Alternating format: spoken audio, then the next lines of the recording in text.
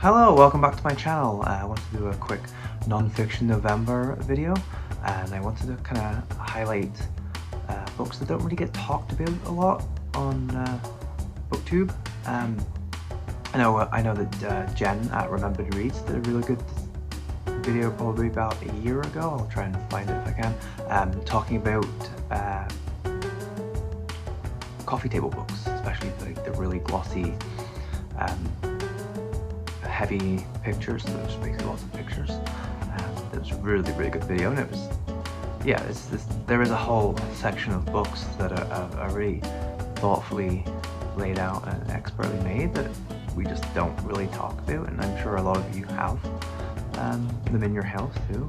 I kind of wanted to talk more today about reference books, and I have two particularly that I keep going back to, and they are movie based. The first one is Film Noir, an encyclopedic reference to the American style, by the master Alan Silver.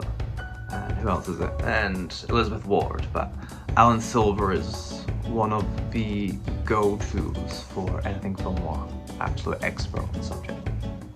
And this is one that I'm a huge fan of film noir, but there are so many movies I haven't seen.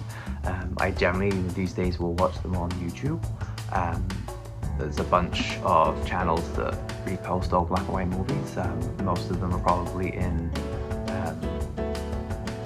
the rights are probably so far obscure and lost that no one really knows who owns them, but it's pretty safe to actually just put them up on YouTube. So no one's gonna do anything cease and desist, especially most of them are like a lot of the B-movie film noirs. So no one really cares about them anymore. And this is just a really good, encyclopedia. It will have photos, some basic black and white photos of stills of movies. But then each movie in alphabetical order, it'll have who made it, plot synopsis, and then a little bit of a review. And it's just a really, when you're trying to find a movie or when you're trying to think about a movie,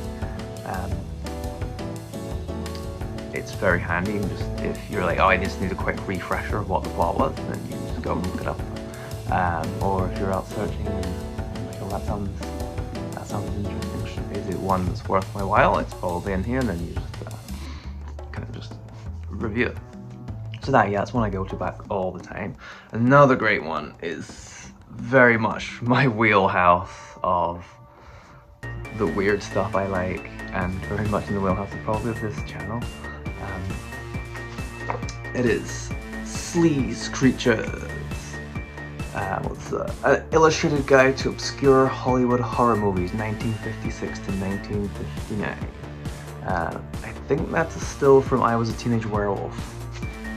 That glorious, the way it's all lit and stuff.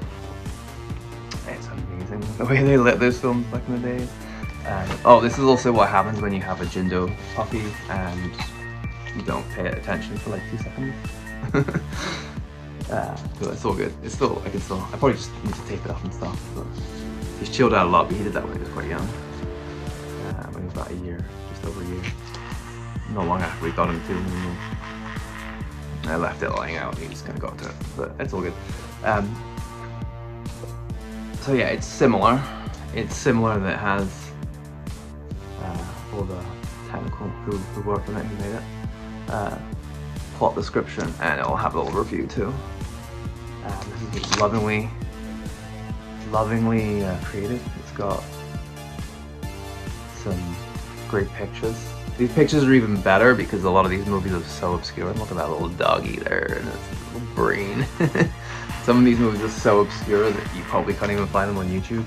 So what I love about this more kind of book is you can get a sense of a movie with movies that you so hard to find sometimes that you may never actually get to see it. This is also a great reference book for finding movies on YouTube. These are so obscure and so weird, a lot of them, that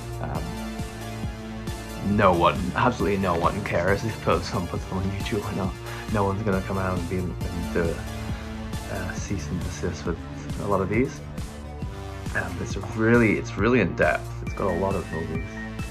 I mean, it has some big movies too, and I think she has some pretty.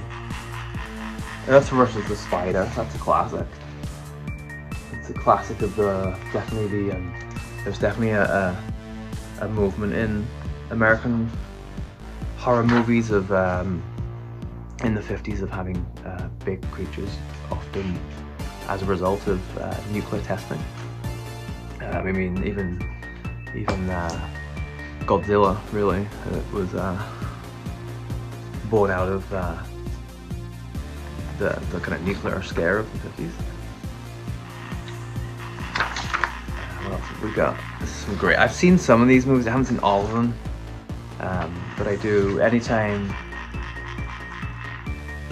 Oh, The Crawling Eye. That's a good movie. I don't know if you can quite see it, but it's like an eye, big eye, but it has like tentacles and stuff. But the special effects of a lot of these movies are great too. They're either absolutely terrible or they're just kind of like quite innovative for their time.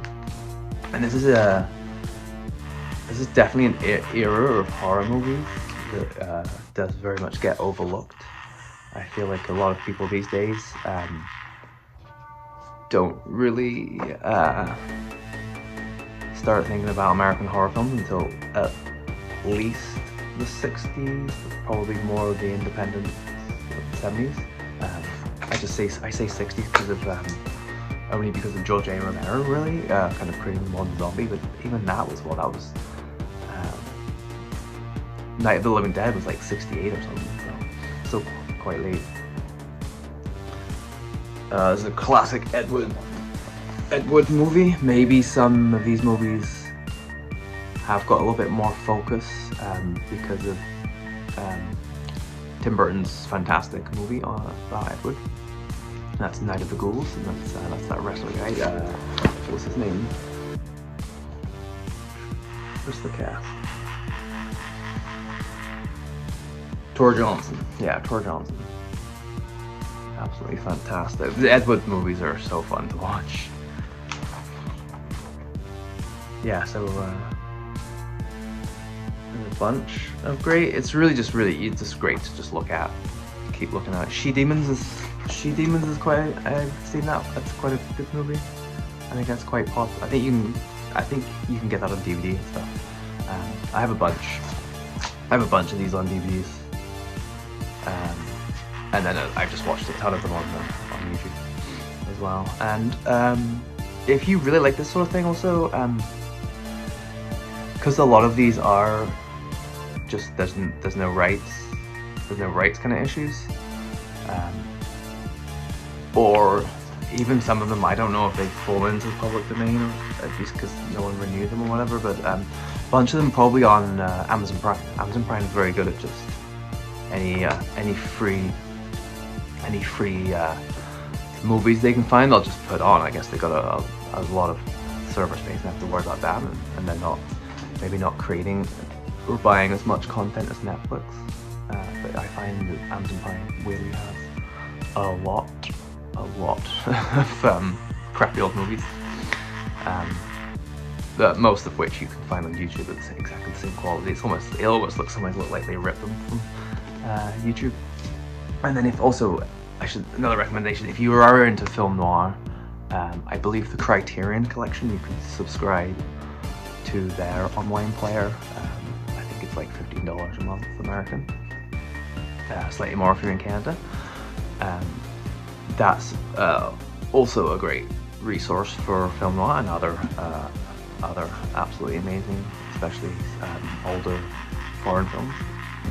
So if you're into that sort of thing, I would highly recommend subscribing. But most of all of this you can just find for free on YouTube. And I will hopefully leave some links below to help you off if you want to watch some of these movies. But I hope you're all having a good day. And this is my little quick guide to a couple of my favorite reference books on movies. So have a good day.